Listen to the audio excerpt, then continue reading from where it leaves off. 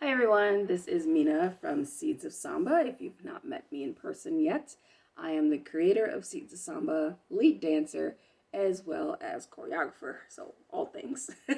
So just wanted to make a really quick video just explaining how Seeds of Samba will be operating moving forward as far as the classes and sessions that will be provided and offered to the general public. So there are two aspects of Seeds of Samba. There's strictly you just taking classes because you want to learn more about Afro-Brazilian culture. You want to have dip your toe in samba, see if it's something that you like. You may go on to do more in samba. You may just enjoy it, on the Saturday classes that we do or the virtual classes that we do, which is totally fine.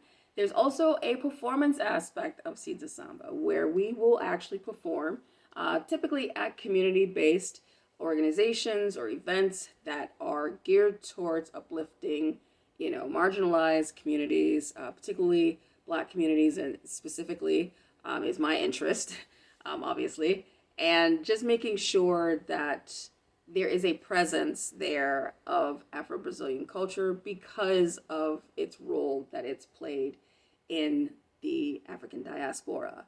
A lot of people are not aware of this, but Brazil actually has the most people of African descent outside of continental Africa. A lot of people think it's the US, or a lot of people think it's the Caribbean, or maybe some other Latin American country, but it is not. It is Brazil.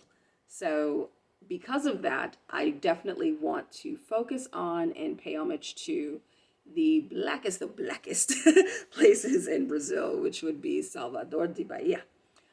So, with that being said, there is a performance aspect for this spring. There is an upcoming performance for the Howard Street Carnival, which is happening on April the 26th.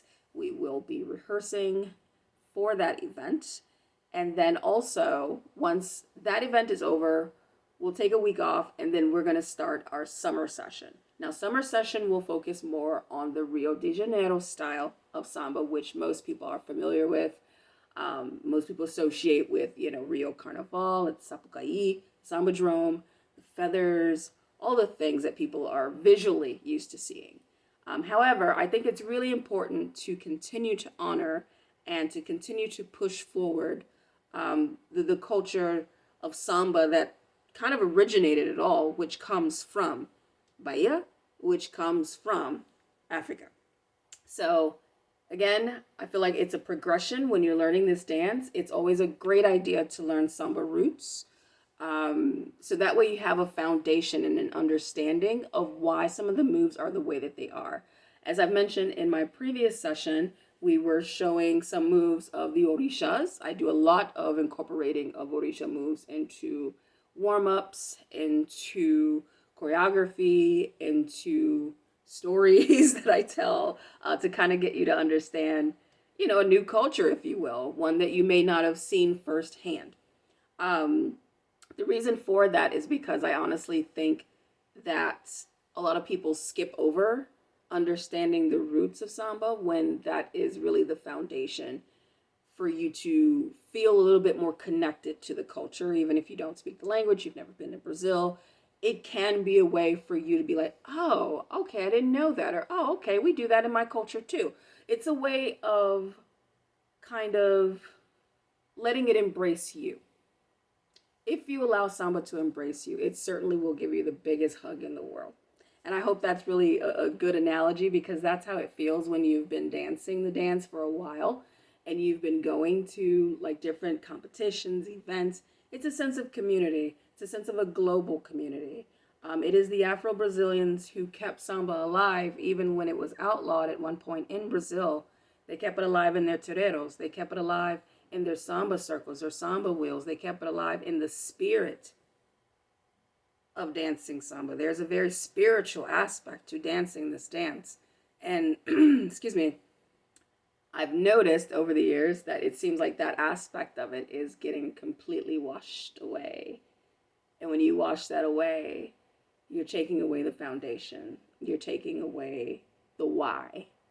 You're also taking away the how. Because if you have not noticed, if you go back and watch some of the dancers from this year's Rio Carnival, It was very African. It was very black this year, and I loved it. Like almost every school paid homage to some aspect of their African ancestry or their Creole ancestry. They paid homage to their ancestors.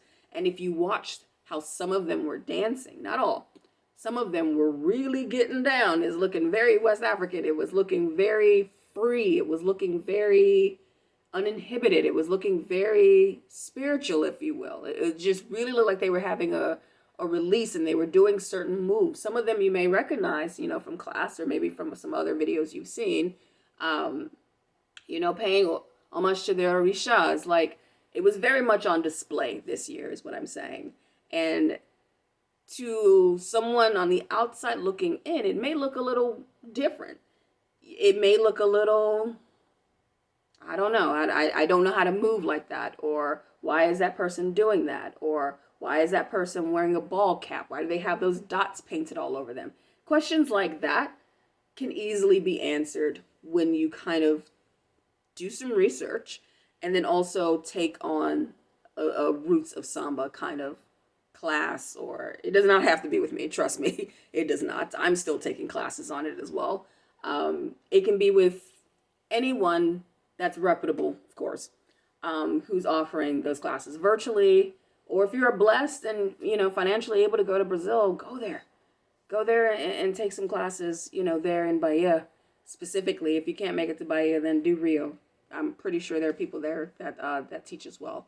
So with that being said, the focus for spring is on the black hand side of things. So we will be focusing on Bahia to just honor and pay homage to them, and specifically Iliaye and the work that they've done in uplifting the black community, there in Bahia since 1970s. They've been doing this for a minute.